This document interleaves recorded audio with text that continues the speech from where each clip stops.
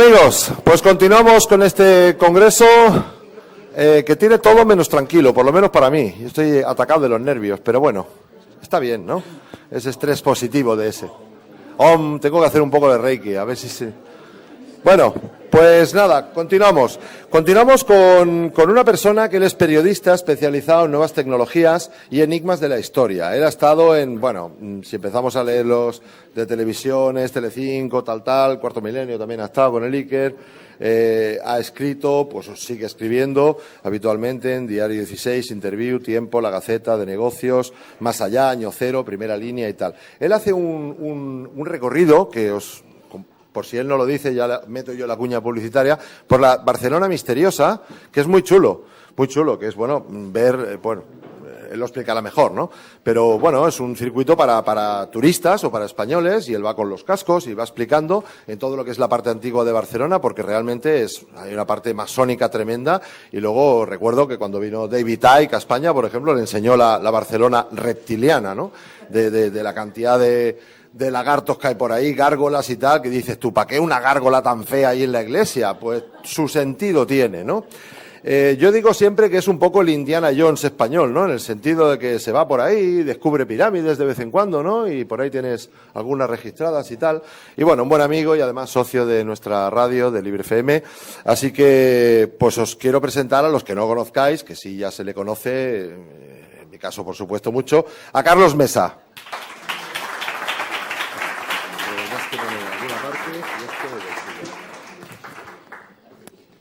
La petaquita, vamos a probarlo. Que nos va a decir dónde está el Santo Grial, dicho sea de paso. Bueno, vamos a intentar solventarlo, ¿no? ¿Quieres te ayudo? Vamos a ver si puedo. Es que la tecnología es dura para el campesino, ¿verdad? Ahí, ya está. Bueno, primero haremos una prueba de sonido. ¿Se me oye bien o queréis algo más de volumen? ¿Más volumen? Pues... ¿Está bien? Perfecto. Bueno, pues ante todo, muchísimas gracias por estar aquí este ratito conmigo. Y también gracias a Miguel siempre por contar conmigo. Es un placer. Estoy encantadísimo de la vida. Y además estoy como vosotros, con muchas ganas de ver otro tipo de conferencias, que ahora tenemos a Antonio dentro de un ratito. Y como yo soy vegetariano, pues esto de la comida cruda y vegana pues me tiene maravillado de la vida, ¿no? Y hay otras conferencias luego por la tarde que dentro de la arqueología creo que voy a disfrutar como el que más, ¿no? Estas conferencias sobre Egipto, los nazis y todo esto, que tiene que ser muy interesante lo de hoy. Bien, vamos a hablar sobre el Santo Grial. Yo siempre parto de una base. Yo toco historia y siempre lo comunico a todo el mundo. La historia se riñe totalmente con la religión, sí, se riñe con algunas religiones. Es incompatible religión e historia. A mí me sabe muy mal, porque hay gente que enseguida me está diciendo blasfemo, hereje y cosas de esa índole. Pero es que es así, no hay más vuelta de hoja. La lógica y la razón humana es totalmente incompatible con determinado tipo de creencias. Vamos a hablar del Santo Grial, pero de griales, como sabéis, hay varios. El que cayó de la cabeza de Lucifer, de la frente de Lucifer. El Grial como recipiente de María Magdalena, versión moderna de la historia. Esta es del siglo XX, porque antes del siglo XX eso no existía, eso que ahora llamamos linaje real, ¿no?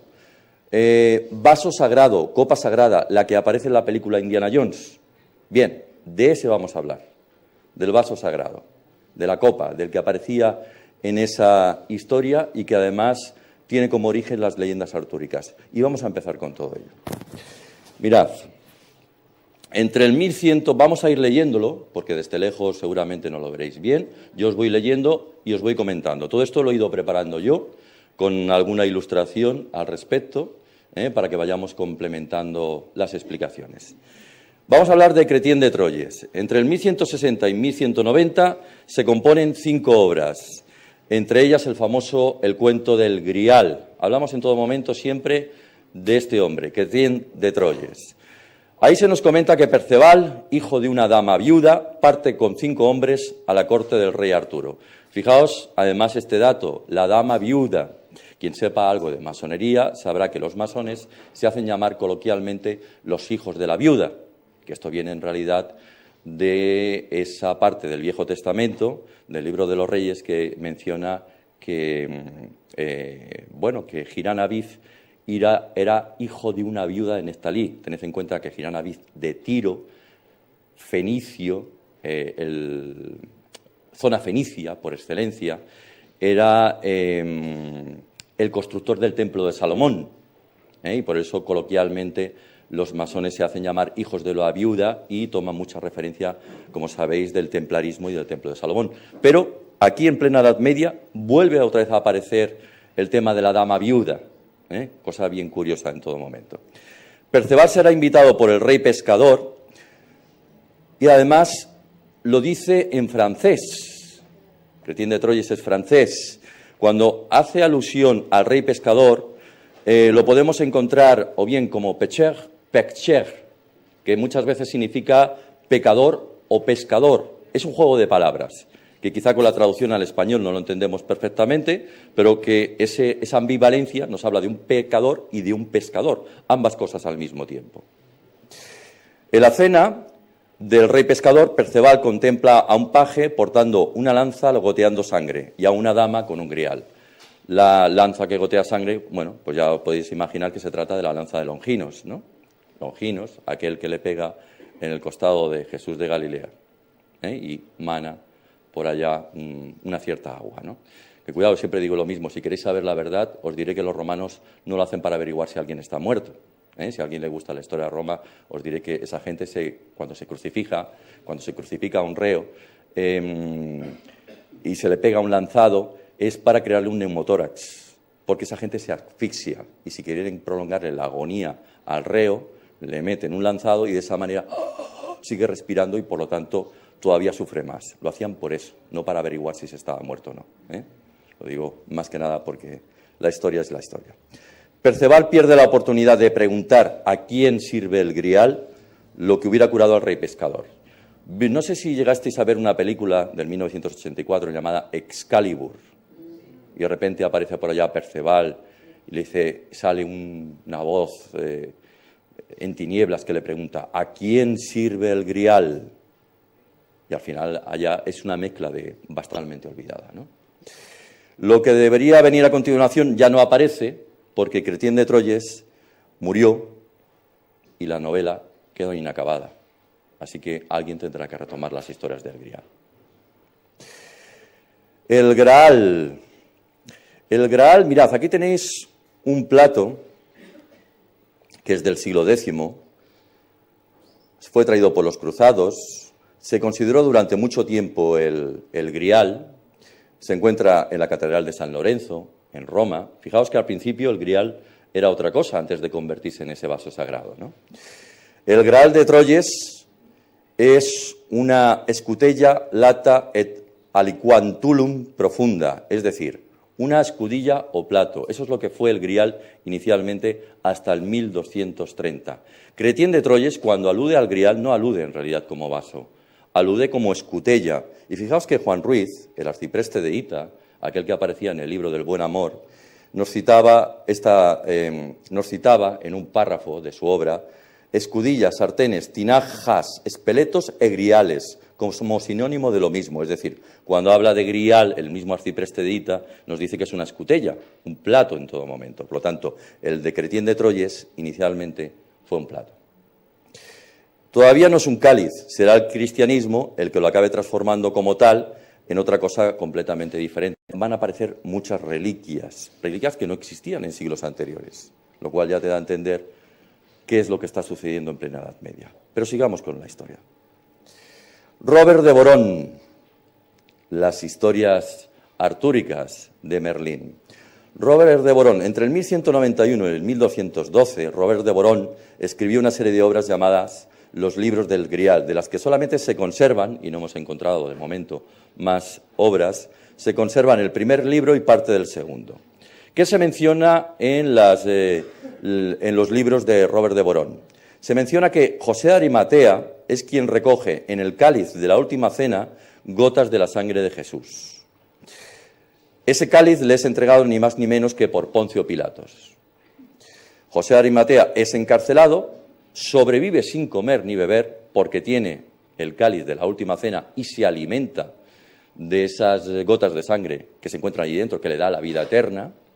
Hablamos en todo momento, como podéis ver, de leyenda, leyendas recogidas durante la Edad Media. Esto, por supuesto, en la lógica y la razón humana no tiene ningún sentido. Y será el emperador Vespasiano, curado de la lepra por el sudario de Verónica, quien verá la luz. Hablamos de Tito Vespasiano, que por cierto no se convierte al cristianismo. Recordad que el primero supuestamente en ser cristiano será Constantino, que no lo fue, que era adorador mitraico. En realidad será Teodosio el primero convencido. Pues el emperador Vespasiano, curado de la lepra por el sudario de Verónica, acude a Jerusalén y libera a José de Arimatea. Bueno, es lo que nos dice esta leyenda. Aquí tenemos a José de Arimatea, al cuñado de José de Arimatea llamado Brón y a su familia, que todos ellos parten hacia la zona de Gran Bretaña. Esto también alimentará luego, posteriormente, otras leyendas sobre el linaje sagrado. Quien haya leído estas historias del grial moderno como recipiente de María Magdalena sabrá que se aludía muchas veces a que José de Arimatea iba a la zona de Inglaterra porque supuestamente tenía negocios mineros por allá. Eso no está contrastado históricamente, forma parte de estas leyendas, como digo. Sigamos. Sobre Robert de Borón, aquí os he puesto otro libro más al respecto. Continuando con esta historia, Merlín, hijo de un demonio íncubo, sabéis que en aquel momento tenemos los íncubos y súcubos, unas veces se transforman en hombres y otras veces en mujeres. Estos demonios son fantásticos, la verdad, aparecen por las noches y hacen unas cosas tremendas. Bueno, pues Merlín es hijo de un demonio íncubo y una virgen, trabaja a las órdenes del rey Uterpendragón y es el que establece la mesa redonda, la de los 12 caballeros. Del encuentro de Uterpendragón con Igerne, nace Arturo. Arturo se gana el derecho al reino al arrancar la espada Excalibur de una roca, como me imagino que la inmensa mayoría de vosotros ya sabréis. Perceval encontrará el Grial después de visitar el castillo del rey pescador, en esta versión, y Borón argumenta que el Grial es el cáliz de la última cena.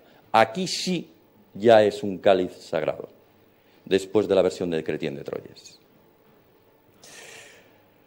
Vamos a hablar de la versión alemana, francesa, inglesa, y ahora toca el Parzival, de Wolfram Bock Eschenbach. Es fantástico esta obra, a mí me fascina. Está compuesta de 25.000 versos, se compone entre los años 1200 y el 1210, y Eschenbach presenta el Grial como una piedra mágica, lapis exilis, fuente de juventud para quienes se le acercan. La piedra, referencia a la piedra de Lucifer, está en manos de guerreros castos y puros a los que él llama Templeisen, los templarios. Y aquí aparecen ya los templarios y ya tenemos una pequeña pista más real de la historia del Grial con los templarios. Parzival encontrará el Grial en el castillo de Montsalvat, que supongo esto ya os sonará, por las historias Grial de Himmler, ¿no? O las historias de los nazis, que los nazis iban a la búsqueda del Grial y sabían que se encontraba en una montaña identificada como Montsalvat, y aquí anduvo Hitler, que ahora os explicaré una historia, buscando el Grial en la montaña de Montserrat. Pero quiero también comentaros una cosa, para los que os guste precisamente la historia. Lucifer, ¿es un personaje real bíblico? No. Lucifer no aparece ni una sola vez en la Biblia. Ni una. Y diréis, ay, pues si se habla ahora de Lucifer. No aparece ni una sola vez. Es invento moderno. Aparecerá Satanás, pero Lucifer jamás. Tenemos una traducción de San Jerónimo que nos dice que tradujo luciferino, refiriéndose a la luz del alba, es decir, a Venus, como Lucifer. Pero esa mala traducción ha hecho que la gente crea en la figura de Lucifer, cuando Lucifer es un personaje inexistente. Esa traducción es la que hará precisamente que Wolfram Bock Eschenbach crea que existe una figura de Lucifer y le añada la historia de esa esmeralda o esa piedra que cae de la frente de Lucifer, cuando Lucifer, como digo, es un personaje que nunca apareció en la Biblia. Sigamos. La Vulgata artúrica. Esto aparece además en la misma película de Indiana Jones, que aparece por allá el caballero griálico o templario, ¿no?, que está sobrepasando una montaña, y que ellos en realidad están en Jordania. Que yo digo, caray, sí que se han ido lejos y nos lo identifica como Rusia, la película de Indiana Jones. Dice, estamos en Rusia. Yo cuando vi aquello digo, pues eso es Jordania, si yo estaba ahí. Entre 1125 y 1230 se compone el ciclo de la Vulgata o Lanzarote en prosa. Entre el 1230 y el 1240 se compone la llamada posvulgata. No confundamos la Vulgata artúrica con la Vulgata bíblica, que también existe una versión de la Biblia llamada la Vulgata, que es la más común. Es precisamente la que todavía la mayoría de los católicos siguen utilizando como traducción. La Vulgata recoge en 5 libros, Historia del Santo Grial, Merlín, Lanzarote, Búsqueda del Santo Grial y Muerte de Arturo, todos los orígenes apostólicos del Grial hasta la destrucción trágica del rey Arturo. En la Vulgata el cáliz está escondido en el castillo de Corbenic. Llegará Gawain y será herido por una lanza ardiente cuando repose en este castillo. Aparece un nuevo personaje, Gawain. Lanzarote vendrá después, siendo hechizado para yacer con Ginebra, la esposa del rey Arturo, que luego se sentirá pesadumbrado toda su vida por haber cometido esa falta con Ginebra, a la que amas, pero también él ama a su amigo, el rey Arturo. Y finalmente llegará Galahad, un nuevo caballero, que en este caso es el equivalente de Perceval, porque este caballero es casto y puro, es decir, no ha tocado hembra en su vida. Al llegar a la corte del rey Arturo, Galahad se sienta en la silla que siempre está vacía. Hay una silla vacía que en la película Excalibur nos decía que pertenecía a Lanzarote, después de haber cometido aquella infracción o aquella falta contra su amigo, el rey Arturo, pues siempre estará por ahí y nunca acudirá al castillo de... ahora me acuerdo cómo se llama el castillo del rey Arturo. ¿Perdón? Camelot, que no me salía. Mira que de pequeño teníamos hasta series de televisión, Camelot, de dibujos animados y cosas de estas. Pues esta es la silla que siempre está vacía, la silla de Lanzarote. Al llegar a la corte del rey Arturo, Galahad se sienta en la silla que siempre está vacía, aparece un grial flotando de la nada, sirve a cada comensal, el grial, él solo va atendiendo a cada comensal y finalmente desaparece. Sigamos. La Vulgata artúrica, manuscrito de la Vulgata artúrica del 1132 que se conserva en la Biblioteca Municipal de Rennes. En Francia, como sabéis, hay unas bibliotecas estupendas donde te lo pasas pipa, visitando las mismas. Los caballeros de la mesa redonda parten después de esta visión a la búsqueda del Grial. Bohor, Lanzarote, Perceval y Galahad son los únicos que resisten. Todos ellos se subirán a la nave del rey Salomón, que como no, aquello que forma parte de otros tiempos, aparece por allí, llegando al castillo Corbenic, donde está el rey Pelles. El obispo Josefe, hijo de José de Arimatea, desciende del cielo para presidir la mesa donde se encuentra el Grial. Unos ángeles colocan sobre la mesa una espada sangrante, el obispo Josefe preside la misa y del Grial, del interior de la copa, como si fuera Aladino, aparece Jesús. Galahad curará las heridas del rey tullido, el rey pescador, con la sangre de la lanza de Longinos. Todos ellos después partirán a Sarraz con la nave del rey Salomón y al llegar a Sarraz, Galahad muere. De todas formas, una mano surge del cielo, se llevará al Grial la lanza y algún caballero más, que no he puesto por aquí. Perceval morirá y Bohor regresará para contar toda esta fantástica aventura. Todo esto es como muy mágico, ¿no?, como podéis ver. todo es pura magia. Precioso, en definitiva. No se trata ni más ni menos, no lo tomemos como una novela histórica, que no lo es un cuento maravilloso, un cuento de contar a nuestros hijos, un cuento bonito, precioso, fantástico. Sigamos. Vamos allá al mundo real. Vamos a hablar de Alfonso el Magnánimo. Alfonso V, rey de Aragón, de Valencia, Mallorca, Sicilia, Cerdeña, Nápoles y conde de Barcelona, es llamado el Magnánimo o Sabio, reinando entre los años 1426 a 1458. Alfonso el Magnánimo adopta como emblema el Siti Perillós, después de conquistar la plaza de Pichofalcone, cerca de Nápoles, en el 1423. El Siti Perillós, que se traduce como asiento peligroso, se refiere a la silla vacía que siempre estaba como tal en la mesa del rey Arturo. La silla vacía de Lanzarote. Ese es el emblema de Alfonso el Magnánimo. Este emblema aparece en Nápoles, Valencia, en la ropa del rey, en su tienda, en la galera real y en los uniformes de su ejército. Esto es una cerámica de Alfonso el Magnánimo, donde esta es la silla vacía. Vamos a dejar la historia ahí, luego la retomaremos. El Santo Grial llega a España. Partamos de una primera tradición. Una tradición afirma que el cáliz fue enviado en forma de serpiente con sección hexagonal.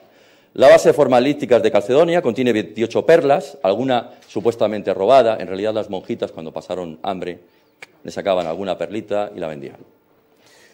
2 rubíes y 2 esmeraldas, siendo guarnecido todo ello en oro. Siendo de Antioquía la base superior, solo ello demuestra que unos humildes judíos del siglo I no pudieron disponer de un vaso tal en la última cena. Por cierto, si alguno se pregunta por qué los italianos comen en la última cena lentejas, os diré que supuestamente dice la tradición que los apóstoles comieron judías en la última cena. Por eso cuando llegará final de año, los italianos lo celebran con el tradicional platito de lentejas. De lentejas, no os he dicho lentejas judías, lentejas. Lentejas es lo que supuestamente comieron los apóstoles en la última cena. Bueno, me voy a despedir aquí. Os digo que vamos, estos son mis 3 libros. Este es el último libro que he publicado, Barcelona Insólita Secreta, porque yo hago rutas por Barcelona. Como aquí todo el mundo suelta su publicidad, si me lo permitís, yo también, ¿no? Entonces, esta es mi página web, o la página web de la empresa, planetainsólito.es. Nosotros hacemos rutas. Hoy, en teoría, debería estar mostrando el simbolismo prohibido de la Sagrada Familia, porque además de todo ello estoy escribiendo un libro sobre la figura de Gaudí. Gaudí es tremendamente esotérico y fantástico. Hago rutas también ahora vamos a empezar con Torre Bellesguard, que es un lugar precioso, con cosas ocultas, 33 metros de una torre, perspectiva desde arriba, donde miras hacia abajo y unos bancos desde arriba se transforman en el ojo de Horus. Y cosas que he ido descubriendo por allá, que son fantásticas. Pero también hacemos, pues la Barcelona Masónica, Barcelona Insólita, la Cripta Whale. Ahora nos vamos a ir a ver a las cuevas descubiertas por Otto Rahn dentro de la zona de Occitania, con la historia del catarismo, para el 15 de marzo, coincidiendo con el aniversario de la quema de los cátaros, el 16 de marzo de 1212, Prat dels Cremats. En verano estaremos en Rennes-le-Château, donde hay una tumba, la tumba de Pontels, que supuestamente es la tumba de María Magdalena. En fin, si os gustan los enigmas de la historia, ahí tenéis. Y también encontráis un apartado donde pone libro rutas, donde os he puesto 120 documentos gratuitos en formato PDF, donde obtendréis más información a los que os gusten los enigmas de la historia. Bueno, nada más. Muchísimas gracias por haber estado aquí este ratito conmigo.